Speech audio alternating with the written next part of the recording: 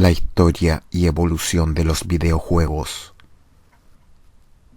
Bueno, por difícil que resulte de creer, los videojuegos dieron sus primeras señales de vida hacia finales de la década de los 40, concretamente tras el fin de la Segunda Guerra Mundial, cuando las principales potencias vencedoras iniciaron una carrera tecnológica para construir las primeras supercomputadoras programables como el ENIAC, una enorme computadora que ocupaba una superficie de 167 metros cuadrados y pesaba 27 toneladas. Los primeros intentos por implementar programas de carácter lúdico no tardaron en aparecer y se fueron repitiendo durante las siguientes décadas. Los primeros videojuegos modernos aparecieron en la década de los 60 y desde entonces esta industria no ha cesado de crecer y desarrollarse. Los juegos de video han recorrido un largo camino desde los primeros días de Pong y Pac-Man. Ahora podemos jugar a juegos económicos de alto calibre con gráficos en 3D e interactividad impresionable en la comodidad de nuestro hogar, dando por sentado las pequeñas mejoras y sutiles realizados para consolas de todo. En cierto modo, la agresiva competencia entre las empresas de consolas de videojuegos había batido las características superiores de los videojuegos a traernos la excelente calidad que vemos hoy. Como veremos, la evolución de las consolas de videojuegos es sin duda fascinante. Hasta la fecha hubo más de 70 diferentes consolas. Había una época en que Nintendo y Sega fueron ferozmente unos contra otros con sus consolas revolucionarias. En 1967, la primera consola de videojuegos debutó como una voluminosa caja rectangular de madera marrón con dos controles conectados al mismo, y por lo tanto el nombre de Brown Box, inventado por Ralph Bauer en 1922, también conocido como el padre de los videojuegos, desarrolló la consola de videojuegos de tal manera que se podía conectar con cualquier televisor. Había solo 6 sencillos juegos para la consola, es decir, mesa de ping-pong, tenis, balonmano, voleibol, juegos de persecución. En el año 1972, la demostración de la Brown Box dio lugar a la concesión de licencias de la tecnología por parte de Magnavox en el año 1972, resultando en el lanzamiento de la consola oficial de primera vivienda de videojuegos. Así como las primeras películas no cuentan con sonido grabado, la primera consola de videojuegos está en silencio, con los gráficos que nosotros consideraríamos muy primitivo por la norma de hoy. Desde el año 1975 al año 1977, la máquina Atari Pong era tan popular en 1973 que Atari decidió comercializar el juego como una consola de sobremesa 2 años después. En ese mismo año, Magnavox decidió mejorar su sistema de Odyssey, y no una sino 2 diferentes versiones mejoradas de la consola original, la Magnavox Odyssey 100 y 200. Desde 1976 hasta 1977, las consolas básicamente tenían los mismos juegos en el interior, pero con algunas modificaciones en los gráficos, los controles y de puntuación digital en pantalla. Como era de esperar, Atari evolucionó con las nuevas consolas como la Atari 2600, Pinball Video y Ciclo Stand para competir con Magnavox. Las nuevas compañías como Fairchild, RSA y Coleco también se subieron al carro. Se llegó a decir que el asistente de Wonder Home Production era más o menos el mismo que el Odyssey 250 de Magnavox. Aparte de tener mejores controladores de paddle, Fairchild y RSA no tuvieron mucho éxito con sus primeras consolas, mientras Coleco con el sistema de videojuegos Telstar fue bien recibido por su capacidad para jugar a juegos en color y por tener diferentes niveles de dificultad. Como resultado de su popularidad, una serie de consolas Coleco surgieron en el mercado a partir del año 1977 al 78. Entre el año 1978 y 1980, Nintendo, la compañía que con el tiempo se convirtió en un jugador importante en la industria de los videojuegos para los próximos 3 años, Entregó su primera serie de la consola de videojuegos entre 1977 y 1979.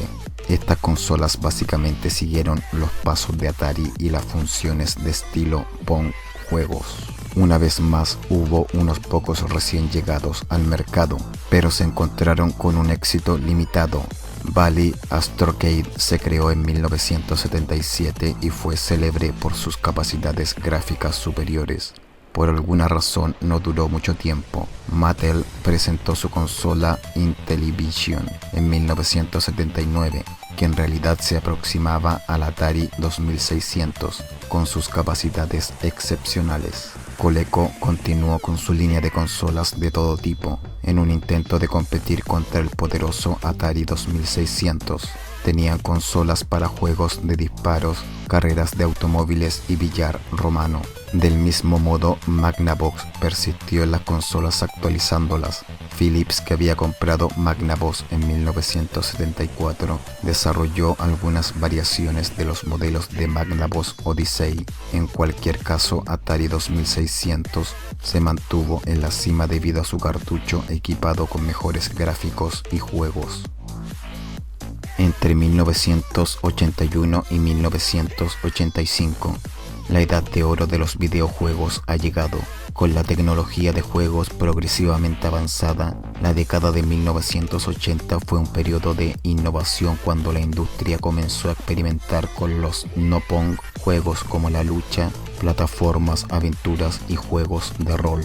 También en esta época tuvo lugar el lanzamiento de todos los juegos clásicos como Pac-Man en 1980, Mario Bros. 1983, en 1985 apareció Super Mario Bros., que supuso un punto de inflexión en el desarrollo de los juegos electrónicos, ya que la mayoría de los juegos anteriores solo contenían unas pocas pantallas que se repetían en un bucle, y el objetivo simplemente era hacer una alta puntuación.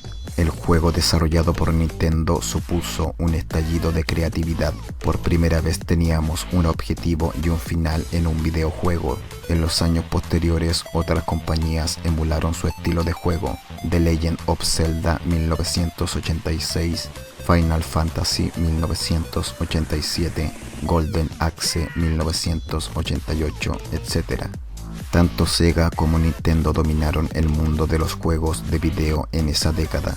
La consola lanzada por Sega fue la SG-1000 en 1983. No era exactamente conocida ya que se distribuyó principalmente en Asia y nunca se puso en marcha en América del Norte. Sin embargo, esa máquina sentó las bases para su excelente sucesor en 1985, la Sega Master System. Sin embargo, la Nintendo Entertainment System en 1983 emergió victoriosamente como la consola más vendida de esta generación. Las empresas en el mercado de las consolas de videojuegos como Atari, Mattel y Coleco lanzaron nuevas consolas Atari 5200, Intellivision 2 y ColecoVision respectivamente, pero estos no eran comparables con la popular de Sega y Nintendo. Entre el año 1986 y el año 1990, a medida que la lucha por la dominación continúa entre Sega y Nintendo, cada uno de ellos crea nuevas consolas para desafiar a sus respectivas posiciones. Sega se le ocurrió la de su número uno de todos los tiempos, la Mega Drive Genesis en 1988. Para contrarrestar la amenaza, Nintendo presentó la Super Nintendo Entertainment System, la SNES. 2 años más tarde, la consola siguiente en la línea después de la NES. Sega lanzó la Master System 2 en el mismo año después de obtener un éxito significativo con Mega Drive Genesis. Esta fue la guerra de las consolas importantes que ocurrió en los años 80.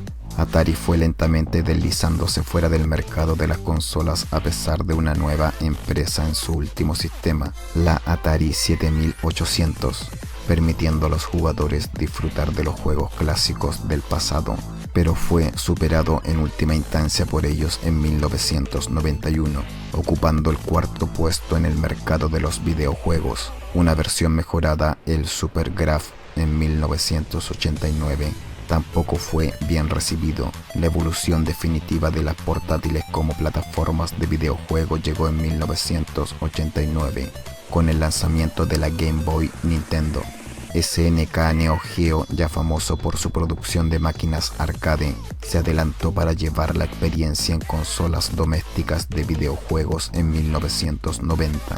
La Neo Geo AES fue equipada con gráficos notables gracias al mayor tamaño de los juegos, lo que consecuentemente llevaron a una importante subida del precio de adquisición. Es por esta razón que la recepción por parte del público de la primera consola Neo Geo no fue nada bueno. Entre el año 1991 y 1993, en los primeros años de la década de 1990 hubo un cambio notable en el medio utilizado para el almacenamiento de los juegos en los cartuchos de discos. Esto significaba que había una mayor capacidad para los juegos de video, lo que provocó así una transición de gráficos en 2D al de 3D. La primera consola de CD fue lanzada por Philips en el año 1991, el CDI. Lamentablemente la consola era más comúnmente reconocida como un fracaso y los controladores de juegos frustrantes. En 1992, NEC TurboGrafx 16 se ha actualizado a la TurboGrafx CD para satisfacer las demandas de CD basados en consolas, pero de nuevo se perdió de Sega Genesis Mega Drive con lo último de su complemento. El Sega CD Atari hizo su aparición con su última consola Jaguar de Atari basada en CD en 1993, que estaba destinado a concurso en contra de las otras consolas de 16 bits como la Sega Genesis y SNES. Commodore ganó la entrada en el mercado con su propia Amiga CD32 en 1993. Fue solo por unos meses, ya que la empresa fue declarada en bancarrota en 1994. Entre el año 1994 y 1997. En 1994, Sony finalmente hizo su entrada con la PlayStation. Sega, con su inmenso éxito de su Mega Drive Genesis, pasó a expandirlo en una serie con el Genesis 2 en 1994 y Genesis 3 en 1997. También desarrolló una consola totalmente nueva, la Saturn, a rivalizar contra el resto de las consolas basadas en CD. Nintendo, por otro lado, desarrolló su sistema de cartuchos para su nueva Nintendo 64. SNK Neo Geo lanzó en 1994 una consola basada en CD. La consola Neo Geo CD costaba $300, mientras que sus juegos costaban alrededor de $50. NEC exhibía su nueva PC FX, que se parecía más a una PC de escritorio que a una consola. La tecnología que utiliza estaba obsoleta en comparación con la de Sega Saturn y PlayStation de Sony. Por lo tanto, lo que siguió fue que la consola fue eliminada. Durante este tiempo también hubo muchas otras consolas que la mayoría de nosotros no ha oído hablar. Bandai, Casio e incluso Apple. La Virtual Boy de Nintendo, lanzada en 1995, consistió en una pantalla montada en la cabeza para ver los gráficos en 3D. Entre el año 1998 y 2004, Sega Saturn no fue un gran éxito, por lo que la firma pensó en otra consola nueva para la generación, la Sega Dreamcast, en 1998. En cuanto a la prestación de servicios de Internet a través de su módem integrado para jugar en línea, Dreamcast fue la pionera en el año 1998. 2 años más tarde, Sony progresaba con la PlayStation 2. En 2001, Nintendo cambió su cartucho de Nintendo 64 basado en una GameCube de DVD-ROM. Ese mismo año vimos como Microsoft entraba en la industria del videojuego con su bien recibida Xbox. Ahora que la industria se estabilizaba después de 3 décadas de experimentación con todo tipo de consolas, ya son raros los intentos de entrada de empresas nuevas. Curiosamente, hay una Chaviport que es relativamente desconocida. La consola utilizaba cartuchos y controladores que se parecían a equipamientos deportivos para interactuar con los juegos que aparecen en pantalla. Se utilizaba básicamente para mantenerse en forma. Este tipo de consolas nos recuerda al actual Wii de Nintendo. entre el año 2005 y 2012.